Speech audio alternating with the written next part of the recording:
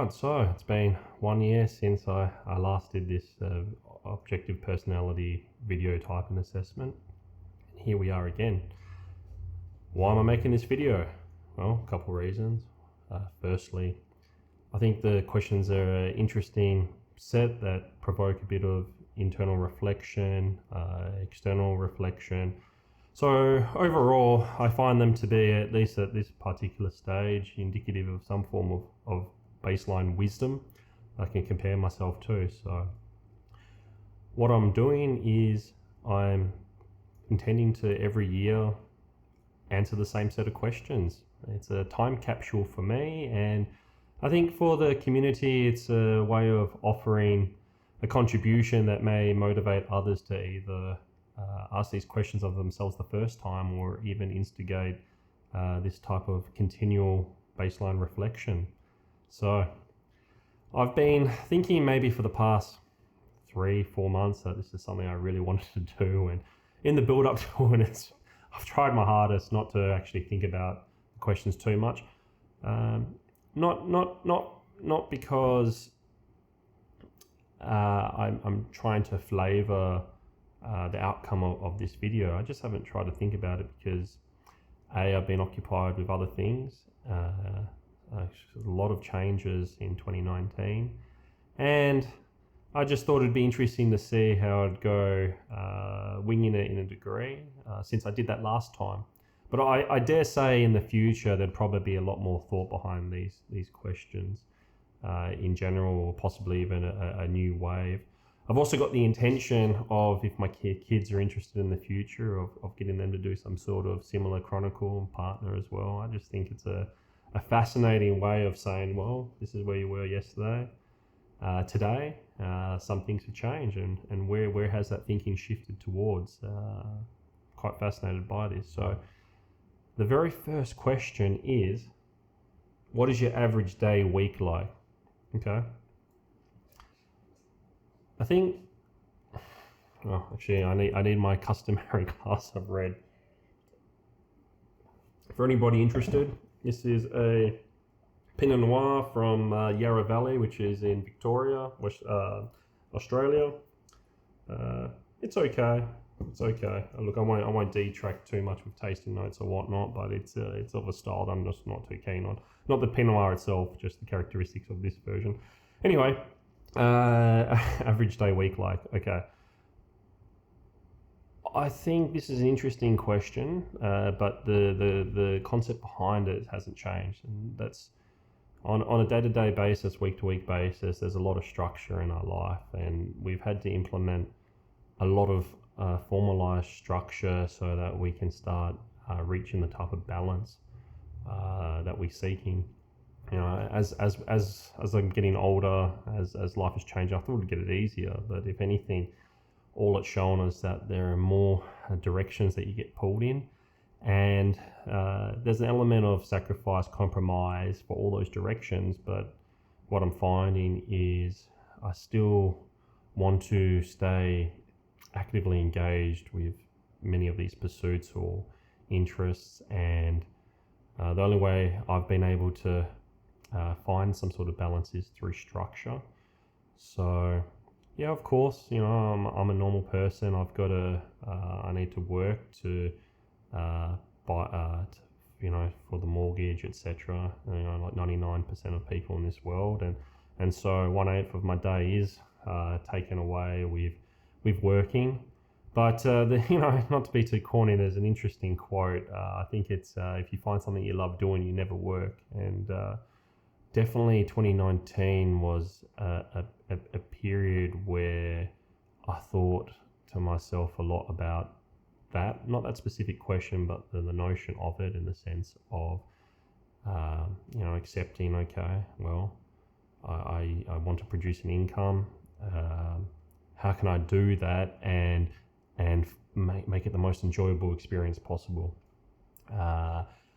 And so, like I said, 1/8 for the day is tied up with there. You know, 1/8 for the day is sleep, and then you've got 1/8 for your day for everything else, whether it's your maintenance to self, maintenance of your external environment, whether it's your house, car, whatever, social time, family time, time spent developing yourself, others, whatever it be, hobbies, interests. How do you fit it all in? And so what does my average day week look like? I think what we've got is, in objective personality terms, a relatively double observer structure. And what that means is we work off blocks of time that give you a foundation, something that you can reliably, consistently understand and be aware of that it's present. And then coupled with that is some flexibility to either carpe diem, seize the day, go in a direction that just captures your interest in that moment, or if something emergent pops up, and etc. So there's an element of consistency, and there's an element of fuzziness. And I think over the past maybe 2 years, what we've been doing is fine-tuning that balance. And I wouldn't say that we've got it right. If anything, I'd say you never get it right, because your external environment's always changing. But right now, we've got a structure that I think is enabling us to reach a balance that's working for at least me right now, and I think it's working for everyone else. I think really a couple things have driven that average day to reach that type of balance. And A is having an understanding of what that structure could be like, or willingness to plan to that degree. I mean, to plan like that, we hold 2 sessions a week to deal with planning. They can range anywhere between 15 minutes to an hour, depending on how much content there is and what type of events that we're trying to fit in. But I think the other part is the willingness to make the sacrifice and the compromise, and understanding that by doing that on a regular basis, you're actually unlocking that discipline, unlocks your freedom. Okay, so let's be a little bit more specific then. What's your average day week like? I think what I'm finding is I'm spending less and less time passing time for the sake of it. Okay, so my average day week like is, what it looks like is more targeted pursuits of things I'm interested in, rather than just saying, okay, I've woken up today, I feel like doing this, and I'm going to do that. And so it's more awareness of the directions that you're being pulled in, more conscious decision making behind the directions you're being pulled in. And the average day week I think overall I'd say it looks happier. That's how I'd describe it. I already know saying this is very different to what I said last year. That's good or bad, doesn't really matter, it's just different. Okay, second question. Tell us about the most stressful times in your life. Tell us about one of the most stressful times in your life. Okay. What's interesting about this video compared to last is,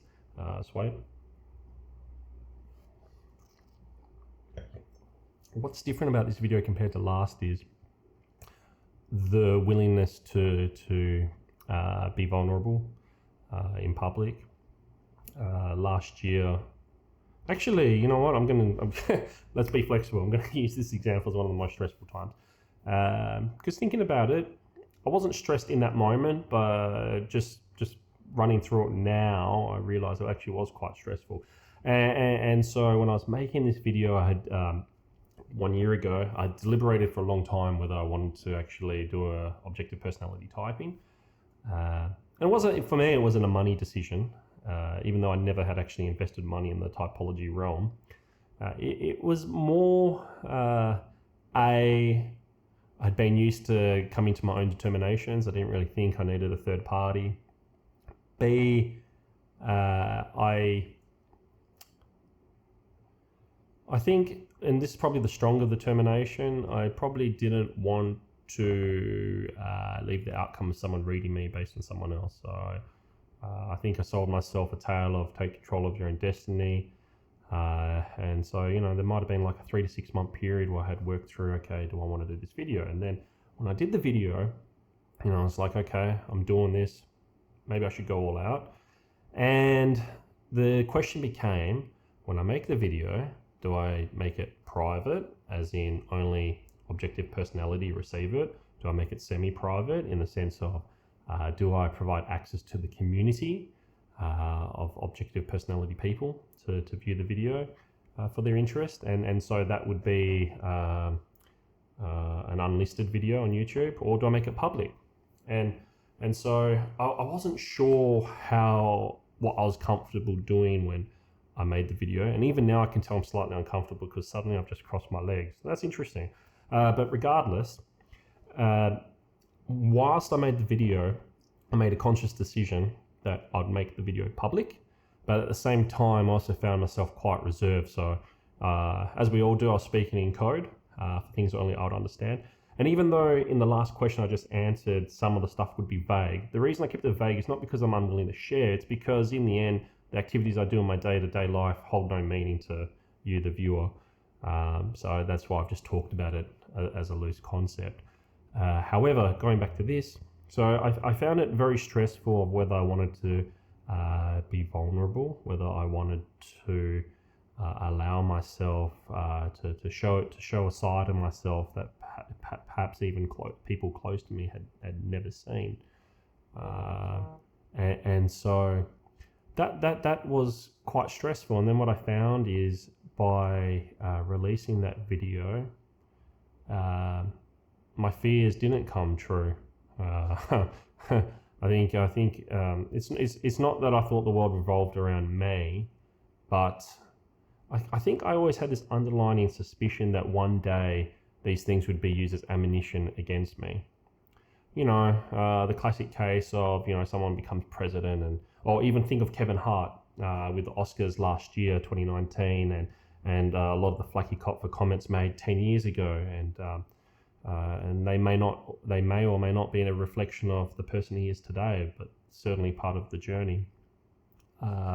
And so that was one of the things that I was concerned about. But I think at some point you got to, there's a need to own up that, or accept that that is part of the journey, and you wouldn't be where you are today without having those thoughts and experiences yesterday. There's something to leverage and learn upon. So yes, it was something I found stressful, and now not so much. Ever since then, I even have made a short series of YouTube videos based on a separate program, and in many ways I think that was putting a version of myself out there that was possibly even more detailed than what these typing videos were, and not because it was revealing content of any deeper nature, but more so because of it was showcasing my style, the way I wanted to execute things. So it gave a really, for anybody that actually had watched those videos, I think it would have given a signature towards me, and that's something unique. And as cool as it was, I don't think I would have ever been able to do that if I hadn't made this video 1 year ago. And so that's why this video I'm releasing publicly as well, even though it's got no relevance to where my channel is at currently. So that was a stressful time in my life. I don't look at it that way anymore. This was actually a very cool example. There are some other stressful times in my life that I haven't reached that type of circular closure on, but working through them, I think a lot of it just comes down to awareness, discussion, and I would say that the path there would be to eventually just accept that the circumstances happened. There's no point dwelling on it, and learning what you can from it and moving forward. Especially because when you're gauging something that felt stressful to you, no matter what, only have awareness of what you have internally perceived.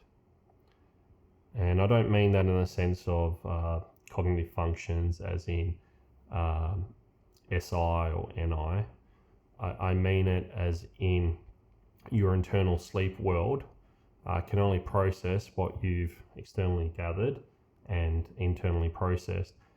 And there is this world of interlinked or this web of interlinked events and occurrences that you've got no external perception of, and some of those may have affected those stressful events. And so how can you take that to heart when some things were completely out of your control? You can put mitigation factors in, but not necessarily resolve. And I think, or I suspect, as you work your way through your internal perceptions, then the acceptance comes through, going, okay, well, that was my part. The rest of it was out of my control, and is what it is. So, all right. Number 3, what are some problems you see with the world?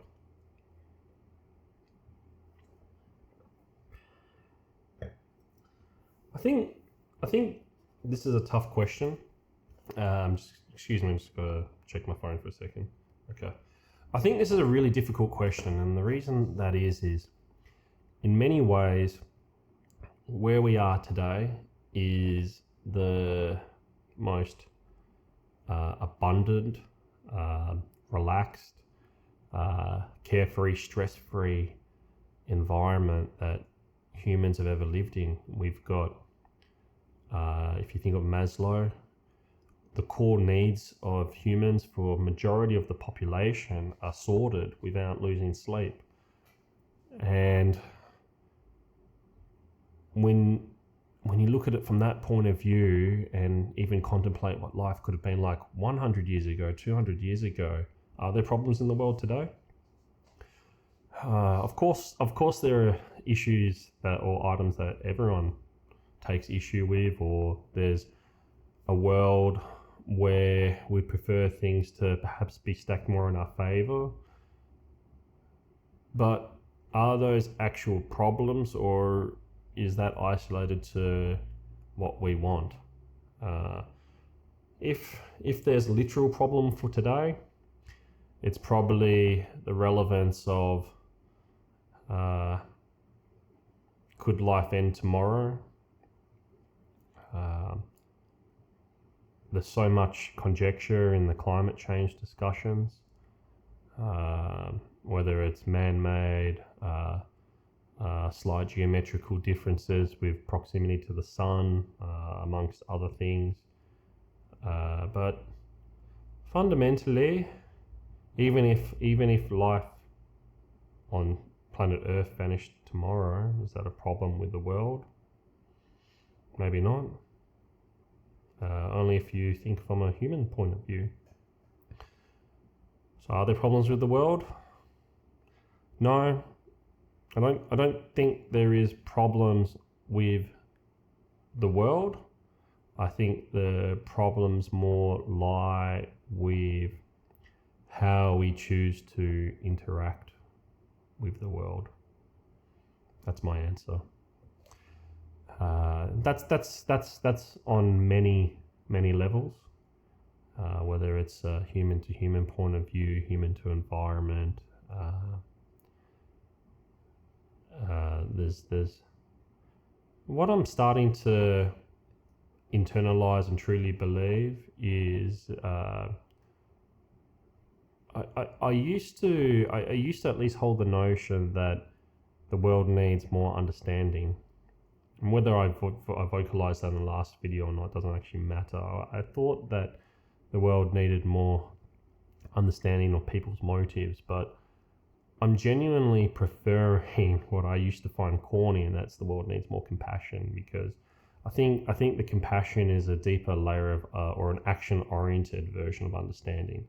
Understanding is just a null event. Okay, you understand why somebody's done that, but then what do you do about it? And so the compassion has the action-oriented or the verb-esque layer to it, where you actually make a choice to extend some form of kindness or consideration and work towards a mutually beneficial situation. And I don't think that's necessarily the answer to problems of the world, because like I said, I'm not actually really sure there is problems with the world. But when it comes to humans being able to see what's interesting about humans compared to animals is I'm not sure if can't remember his name, starts with Y. There's the guy that wrote the books. Anyway, that's not enough information to figure out who I'm talking about. But one of the interesting things that you could say separates humans from animals is the ability of humans to cooperate at mass. And so right now we've reached this, what would you call it, simmering pot or whatever have you, of this mass collaboration. But I'd say or suggest that to take the next step in collaboration, have even larger masses of people, there needs to be compassion, or a united goal that leads towards compassion. Okay. Tell us about one of the best times of your life. Okay.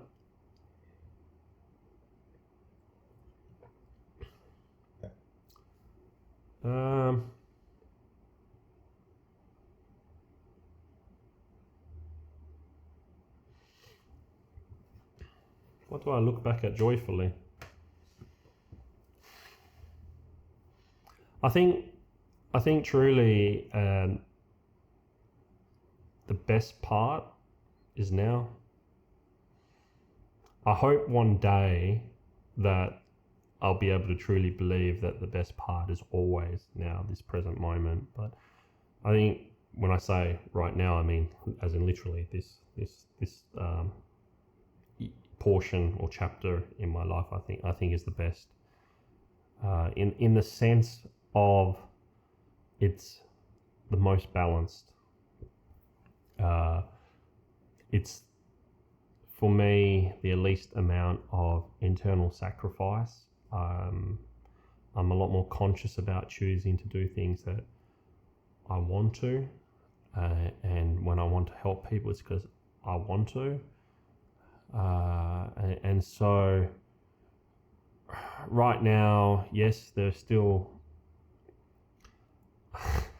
it's still long days. It's still stressful in the sense of trying to reach balance and get and be and have meaningful presence in the things I'm interested in. But a lot of the fat has been discarded, and so that balance provides. I don't think freedom would be the right choice of word, but I think that balance provides a reason to wake up in the morning. And so I would say that's currently right now is the best period of my life. I do believe that. Okay, question number 5. What is the biggest challenge in your life right now? The point here is to get you talking about what you really care about.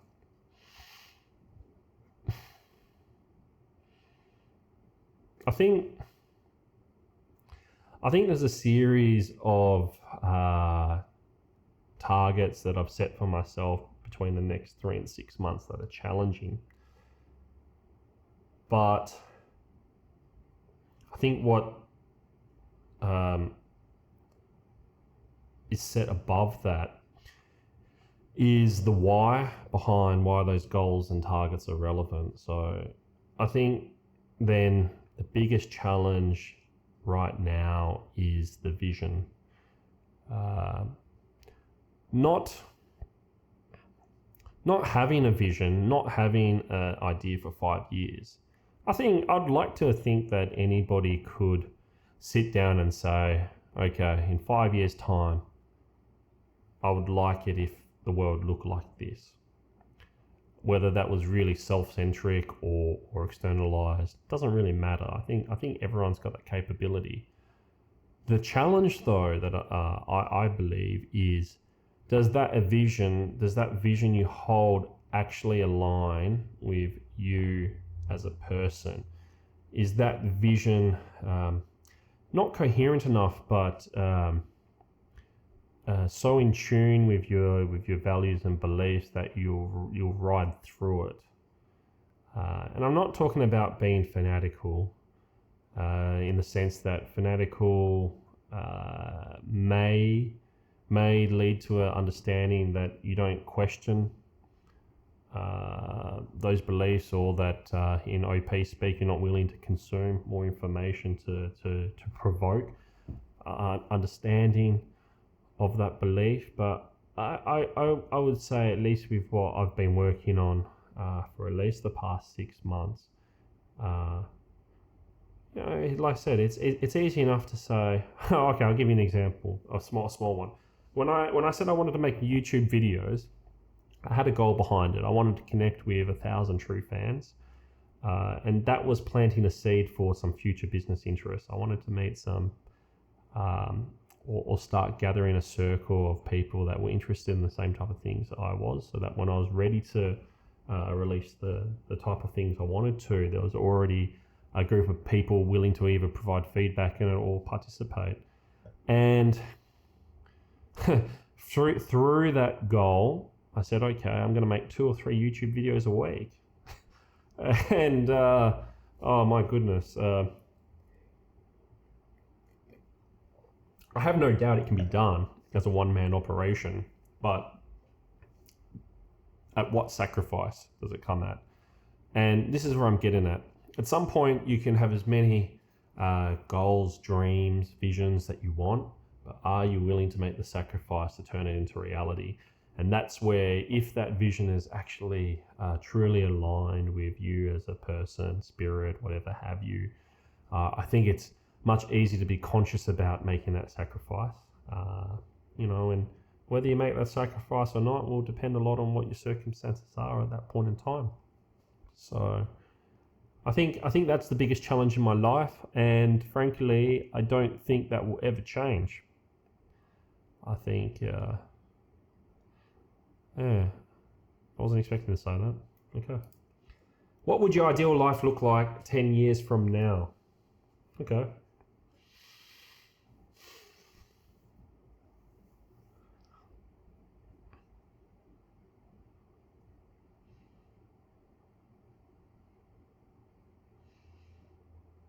Okay. All I want is to wake up feeling excited for the day and go to bed feeling excited that I've been around for that day.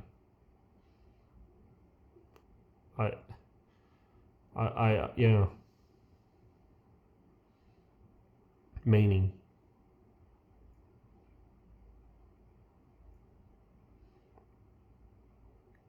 That's what my ideal life would look like in 10 years' time.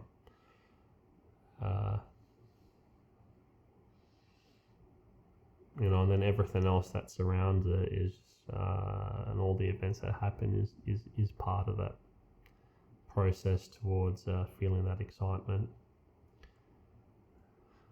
Yeah. And then how you reach that, it's up to you, with where the world's at, the things out of your control, the things in your control, and I think for my own benefit, to try and break that down into more tangible what's. I really think discipline is a part of that.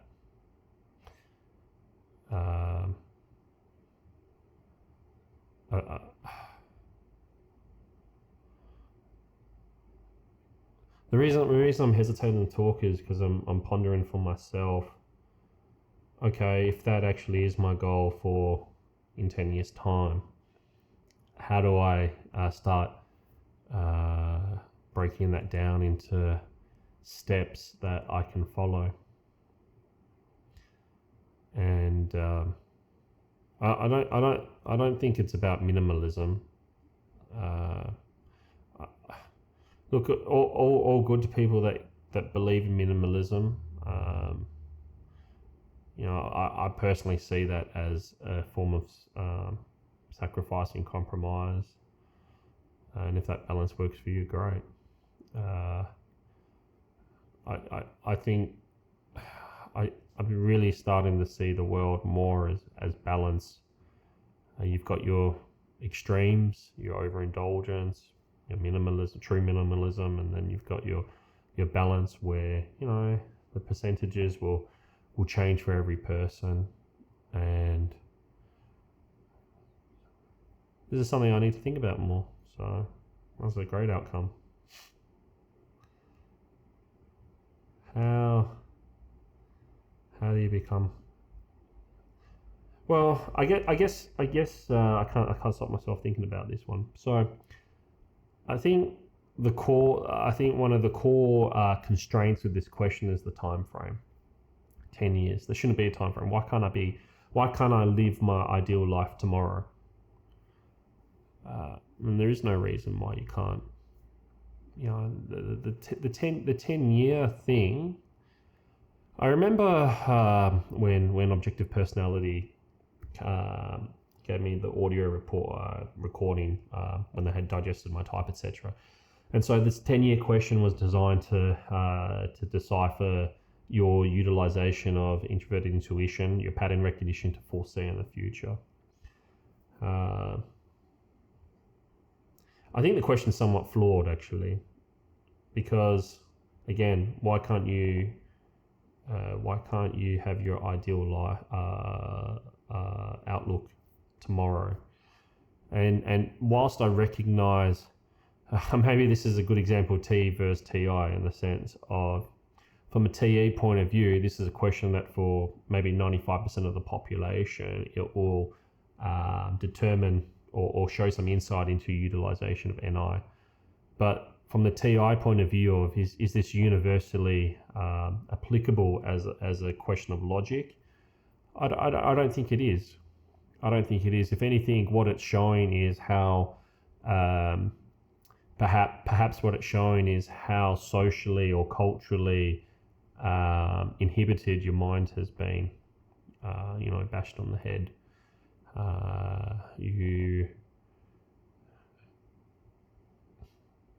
Yeah. All right. So that's the 6 questions for 2020. I can't really remember too much what I said a year ago. I'm actually looking forward to watching those videos. I think this is going to be quite different. And I'll just spend another maybe 5-10 minutes just talking about my thoughts on my typing. So for those that don't know, it was the ENTJ jumper. So TE, extroverted thinking, SE, extroverted sensing, and then the animal stack is play, consume, sleep, blast, last. And the modalities is MM, so masculine, extroverted sensing, masculine, extroverted thinking. And what type did I think I was before I received my result? To be honest, I don't know, because I've removed myself from the Facebook groups which had my thoughts, but I believe it would have been, I think I put myself as FM, so feminine extroverted sensing, masculine TE. I think I put myself as the jumper, TESE, so I went play, blast, consume, sleep. So I put myself as play, blast, consume, sleep, and I return play, consume, sleep, blast. So there's a little bit of a difference there. I don't attribute that to self-awareness by any means, even though it could be, but I attribute that to the interpretation of what the terms mean. And we all, for those of us that have been involved with OP for a long period of time, a year plus, the terms can be vague at the best of times. And I think a lot of the term overlap has to do with, I think a lot of the term fuzziness has to do with the overlapping impact of adjacent functions and animals. And so I think I don't personally look at blast as momentum. as a momentum coin like what is often described. I actually really look at it purely as an information coin. And it's when you couple blast with play that you become a momentum machine, because you're willing to expend energy off low validation of information, and so that leads to the early snowball. And so, but look, to be fair, I left the Facebook groups and the OP community somewhere between 3 and 6 months ago, so maybe some of that has changed a lot. I'm not going to go into reasons of why I left the community in this video. Personally, I don't think it's relevant. So let's go into my thoughts on the play, consume, sleep, blast. Because it's something that I find myself oscillating between a lot, in the sense of, am I blast last or not? And when I isolate blast to an information coin, I think without a doubt I would classify myself as blast last, especially in I've started a new job in the past I don't know, just call it a month ago now, and starting that new job and meeting so many new people and being exposed to new environments has actually given me an exciting opportunity to just be aware of how I react in some brand new situations where I just don't have any of that consumed familiarity. And I have definitely observed myself defaulting to keep your mouth shut, pay attention. And it's not that I don't have my own thoughts, it's just that obligation to observe is so strong. It's not that I can't overcome it, it's just to... It's funny, like we had a after work social thing the other day, like literally I think it was yesterday or the day before, and there's a group of new people meeting, and instead of just asking questions as I thought them, which is perhaps what you'd expect from like a blast state, I thought the questions in my head first and then would ask. But what that meant was anybody that didn't go through that internal process first would get out their question before I could get out mine. And then what would happen is the conversation would flow towards whatever the other person said. And then so I found myself stuck in this loop of every time I wanted to ask something, it would move in a new direction, and I would have an internal desire to recalibrate. And so you actually ended up more quiet, listening and gathering. And to be fair, that might have been the first time I've actually been so consciously aware of that loop occurring. And it was actually annoying me to the point where I said, okay, stuff this, just gonna just say, get it out there. And yeah, look, there are some other factors involved in it as well, but that's actually quite fascinating. Look, the short story is this: I agree with the play consume typing, and I agree with the sleep and blast last typing. And a lot of events in the past 6 months, I think, have really consolidated that. The MM, absolutely. That whilst I find myself comfortable identifying patterns, I find myself comfortable identifying patterns only because the breadcrumbs are all there. To find the pattern without the breadcrumbs it can elicit stress, or increase in heart rate, which is what I mean by stress. So definitely the ST typing makes sense to me in the sense of that's comfortable. I find as I'm getting older, I'm much more comfortable harnessing sleep energy, which I consider being trapped in my own thoughts. I still really dislike being interrupted when I'm deep in sleep processing, but I'll say two things on that. One, I find myself quite tapped or habitualized into accessing sleep when I'm washing dishes. There's something about that process of, the 10-15 minutes where I can just go on autopilot and I'm just stuck in my own head. And like yesterday, I found myself sleep processing something that at least consciously I wasn't aware that I'd do. And that was, I was projecting imaginary worlds. I was imagining what would a future look like if there was a plot of land in the world that was owned by no country, free man's land. What would that look like?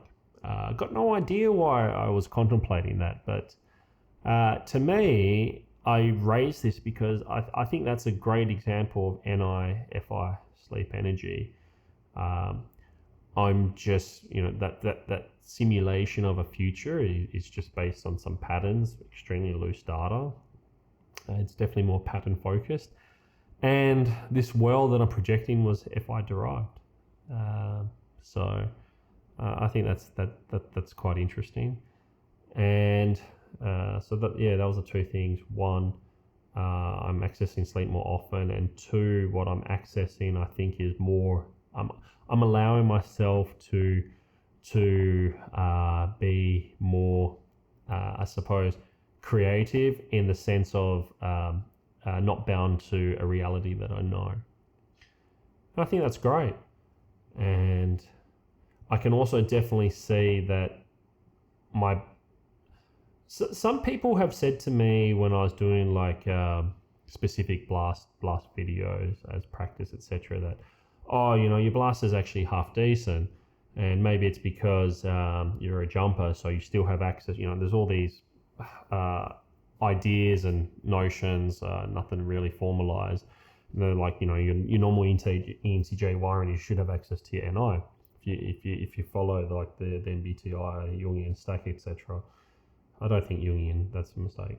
But anyways, where I'm going with that is the reason why I say that I'm blast last, and completely agree with it regardless of whether people think my blast is decent or not decent, is that when I'm expressing, when I've made a determination that I'm going to blast something to someone, I've gone through the whole play, consume, sleep loop.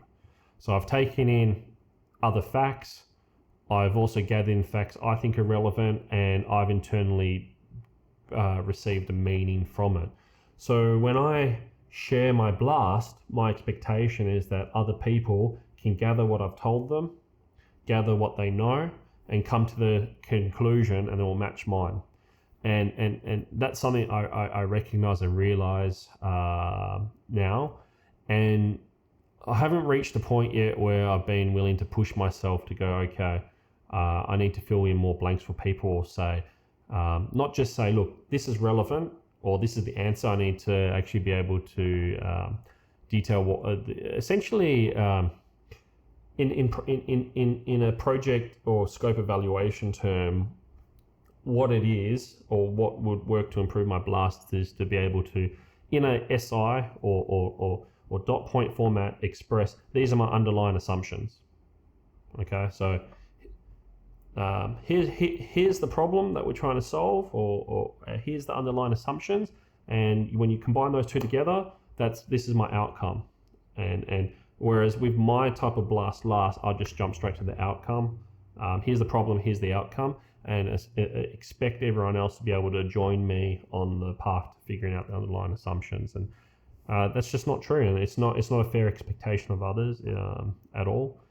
And it's an expectation I hold because I'm not willing to. I haven't been willing in the past to be able to invest the energy to really lock down on those underlying assumptions. I've been happy with it being fuzzy. Again, feminine NI.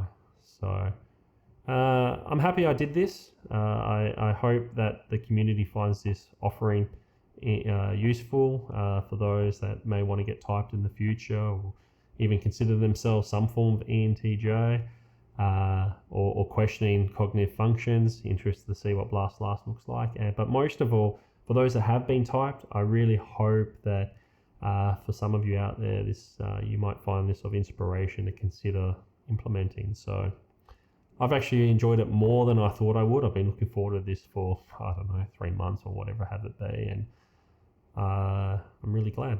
So thank you and bye.